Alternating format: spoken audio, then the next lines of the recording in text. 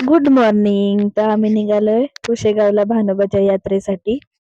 तिथे आमचं नवस होतं, नवसाचं बकरं होतं, पण यावर्षी नवीन मंदिराचं बांधकाम झाल्यामुळं यंदा बकरे कापायचे नव्हते. त्याच्यामुळे मग निवद बोने करून नेलं होतं. मग गेल्या गेल्या आधी देवाचं दर्शन घेतलं. दर्शन घेतल्याच्या नंतर बाहेरनं थोडंसं मंदिराचा व्ह्यू घेतला. मंदिर बघा किती छान बनवलंय. त्याच्यानंतर ह्या खुशीला लगेच गाडीत बसायचं होतं, मग तिला गाडीत बसवलं. गाडीची राईड दिली तिला. मग तिथं खेळ सुरू झाला. खेळ सुरू झाल्या झाल्या मग आलं हेलिकॉप्टरने मंदिरावर फुलांचा वर्षाव केला. मी पण पहिल्यांदाच बघते हा खेळ. ह्याच्यात देव दानव युद्ध होतं.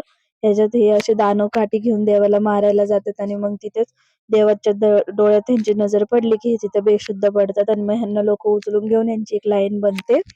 लाईनीत टाकतात. मग नंतर देवाला घाम फुटतो, तो घाम ह्यांच्या अंगावर टाकला जातो. मग हे शुद्धीत येतात. त्यांच्या कानात जोरात ओरडायला लागतं भानोबाच्या नावाने, चांग भलं. मग हे सगळे गडी उठतात. जवळजवळ आम्ही गेलो होतो त्यावेळेस जवळजवळ 1205 गडी असे पडले होते. मग इथे संध्याकाळी झाली आरती चालू. आरती केली.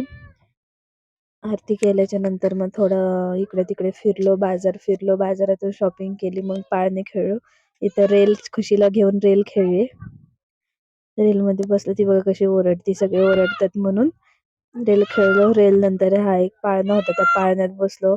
इतकी भीती वाटली मला, मी परत कधीच त्या पाळण्यात बसणार नाही. इतका डेंजर अनुभव होता माझा त्या पाळण्यात. असं वाटत होतं आता खाली पडते का काय. आणि नंतर मग खाली आल्यावरती बघते ते हा गेम खेळत होते.